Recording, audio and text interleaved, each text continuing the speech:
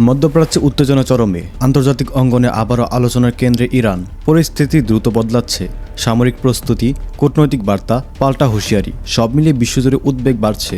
বড় বড় রাজনৈতিক ও সামরিক নেতারা টার্গেটে, এমন খবর ছড়িয়ে পড়েছে বিভিন্ন মহলে। সম্ভাব্য সংঘাতের আশঙ্কায় বিশ্লেষকরা বলছেন সামনে কঠিন সময় অপেক্ষা করছে। কিন্তু ইরান কি অপ্রস্তুত? না, দীর্ঘদিন ধরেই দেশটি সম্ভাব্য সংকটের জন্য প্রস্তুতি নিয়ে রেখেছে। গুরুত্বপূর্ণ দায়িত্বে একাধিক বিকল্প নেতৃত্ব রাখা হয়েছে। একজন না থাকলে আরেকজন দায়িত্ব নেবে। রাষ্ট্রীয় কাঠামো এমনভাবে সাজানো যাতে নেতৃত্বে আঘাত এলেও কার্যক্রম থেমে না যায়। বছরের পর বছর ধরে ইরান আন্তর্জাতিক চাপের মুখে, বিশেষ করে যুক্তরাষ্ট্রের সঙ্গে তাদের সম্পর্ক দীর্ঘদিন ধরে টানাপোড়েনপূর্ণ।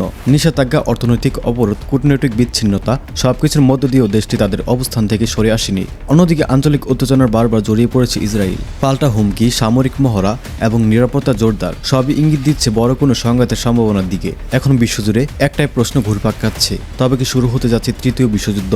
ধ্বংসের পথে কি ইসরায়েল ও আমেরিকা, নাকি সবকিছু থামবে কূটনৈতিক সমাধানে? এর উত্তর আজও কারো জানা নেই, সময়ই বলবে। ইতিহাস সাক্ষী, মধ্যপ্রাচ্যের একটি ছোট দেশ হয়েও ইরান বহু চাপ, অবরোধ ও হুমকির মুখে টিকে আছে। অর্থনীতির চাপে পড়েছে, সাধারণ মানুষ কষ্ট পেয়েছে, তবুও রাষ্ট্রীয় অবস্থান বদলায়নি। তবে বাস্তবতা হলো, যুদ্ধ মানেই ধ্বংস, যুদ্ধ মানেই সাধারণ মানুষের জীবনহানি। কোনো পক্ষের পূর্ণ বিজয় থাকে না, ক্ষত থাকে সবারই। বিশ্ব নেতারা এখন সংযম ও সংলাপের আহ্বান জানাচ্ছেন, কারণ একটি আঞ্চলিক সংঘাত যদি নিয়ন্ত্রণের বাইরে চলে যায়, তার প্রভাব ছড়িয়ে পড়তে পারে পুরো বিশ্বে।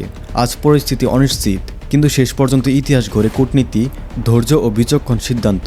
আমাদের প্রত্যাশা রক্তপাত নয়, শান্তি; ধ্বংস নয়, সমাধান। সময়ই বলবে পৃথিবী কোন পথে এগোবে। তো প্রিয় দর্শক, এই ছিল এখনকার আপডেট। এরকম প্রতিনিয়ত আপডেট পেতে হলে আমাদের এই চ্যানেলটি এখনই সাবস্ক্রাইব করে আমাদের পাশেই থাকবেন। ধন্যবাদ সবাইকে। আল্লাহ হাফেজ।